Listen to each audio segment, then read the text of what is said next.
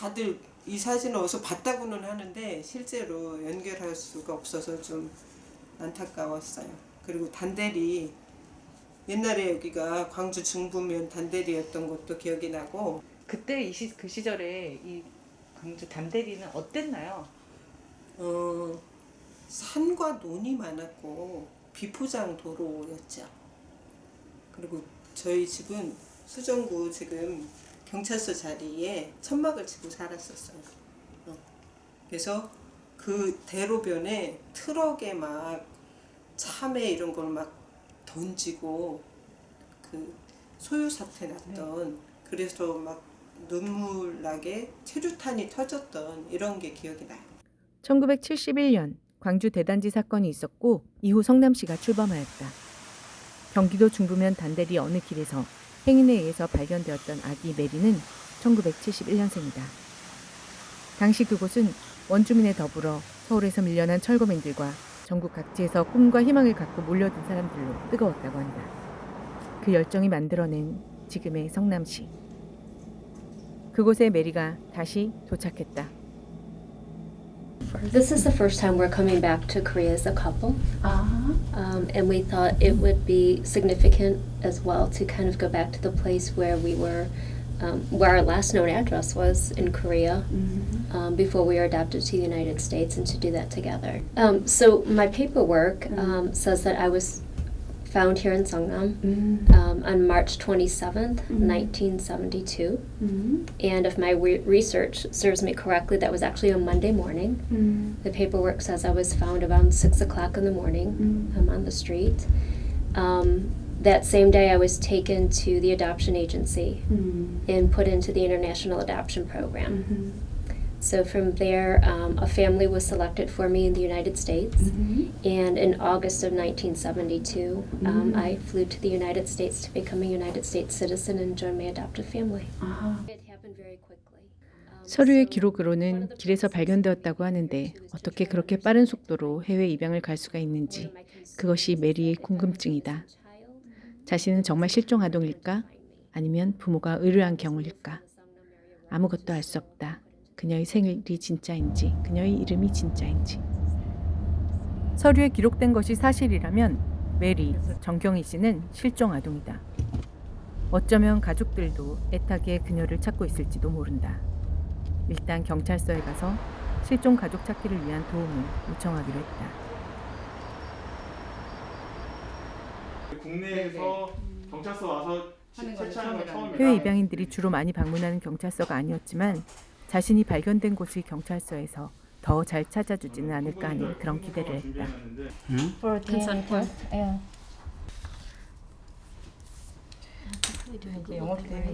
인터넷으로 전 세계가 연결되는 시대, 스마트폰의 앱으로도 외국어 서류를 번역해 볼 수 있는 시대. Me? 나는 영어가 Mary? 어렵고 이들은 한국어가 한글 어렵고. 이름 먼저 쓰고 그다음 한글 이름 쓰실 줄 아시나? 예.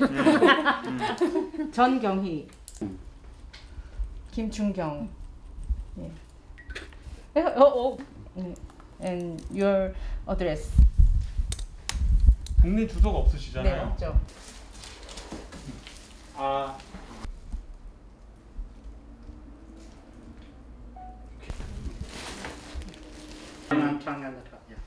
이제 저희가 이거 해서 보내면은 저 매뉴얼대로 하면 한두 달 정도 걸린대요. 나의 연락처를 그들의 한국 연락처로 기록했다. 내가 좋은 소식을 전할 수 있다면 얼마나 좋을까. 먹어야 돼. 네. 막걸리 하나 주세요. 막걸리요? 네. 밥을 먹으면 막걸리 약간 기울여야지. Nice to meet you. that was the It's like the K-pop, the K-pop culture, the Korean dramas. You guys, K-drama. When I was growing up, and people obviously knew I didn't look like my family, the first question was, "Where are you from?" And I'd say Korea, and they'd be like, "Where's that?"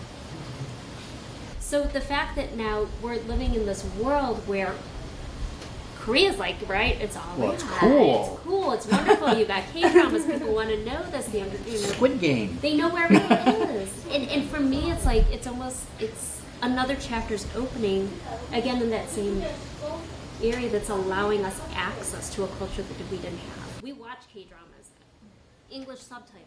한국의 문화가 많이 알려져 제2의 인생을 살게 되었다는 메리. 나도 괜히 기뻤다. 그녀가 발견된 곳은 남한산성 아래의 어느 길이다. 우리가 밥을 먹고 있는 이곳도 남한산성 아래에 있던 닭죽촌이 이사를 온 곳이라고 하는데 그녀에게 이 복잡한 이야기를 전하지 못했다. And we'll be respectful of other people's privacy, but she was reunited with her birth father, and he had, like, every year on her birthday had put money aside in remembrance of her. And when they were reunited, he gave that to her to kind of, I think, recognize that he had been thinking of her all of those years. I think that's the hard part, is to think that You don't know. we don't know. We don't know if somebody's been looking for us all those years, if we've been forgotten or we've been remembered, or painstakingly remembered. We've met or birth families who have gone back to the agency year after year after year looking for information, and nothing is available to them. And then when we as adoptees finally come back to Korea, it's too late. If the information is ever revealed to me, I'm going to go to a graveside to meet my family. And that's hard for me. Because my adoptive family, that's where I go to see my adoptive family right now. My family's gone. I go to the cemetery to see them. But I think there's a healing process, right, that I think we all need.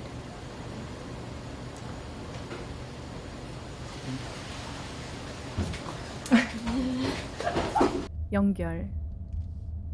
우린 무엇으로 연결되어 있을까? 메리는 성남시청의 작은 복도벽에서 저 사람들 중 누군가와 자신이 연결되어 있지 않을까 생각했었고 6년 뒤 나는 같은 자리에서 메리를 떠올렸다.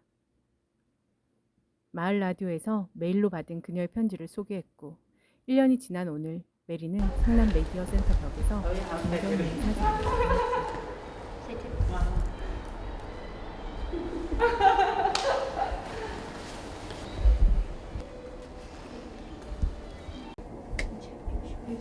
Are you ready? Sorry. No. I sit on the plane and I travel across the globe to come back to Korea. And I think as we get closer to the ground and I start seeing the shape of the land, my heart starts thinking about where I came from. And I think my message would be that I'm not sure what I'm looking for. But if somebody remembers me, if somebody thinks they remember me, it may not be me, it may be somebody else that's looking for you.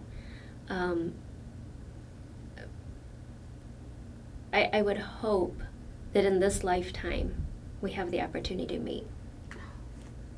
I grew up with my parents telling me that, they didn't know who my family in Korea was, but that one day in heaven, I would meet them.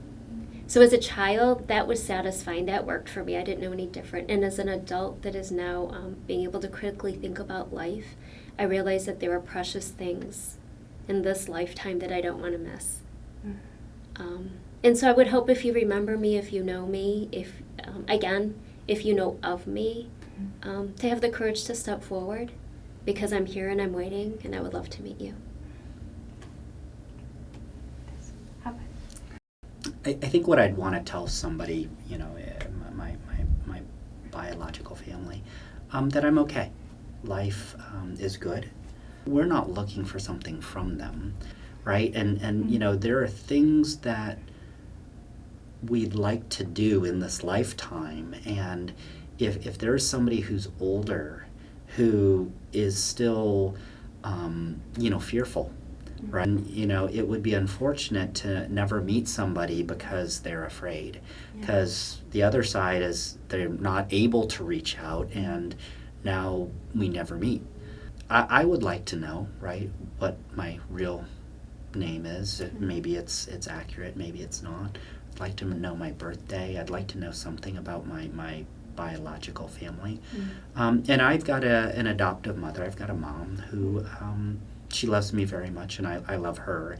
I think sometimes maybe people, we think that things have to be like black or white, and there's an or in the middle, right? And you know, sometimes with adoptive families, if a child meets a biological family, it feels like something's getting taken away.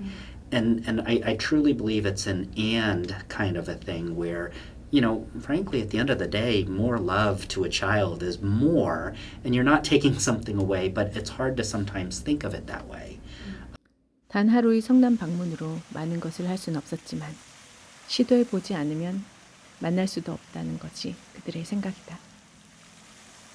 허허 벌판에서 시작해서 첨단의 대도시가 된 성남시가 변한 것만큼 한국인이었던 전경희와 김준경은 미국인이 되어 돌아왔다. 그리고 그들은 연결을 꿈꾼다. 그들의 가족 찾기는 이제 시작이다.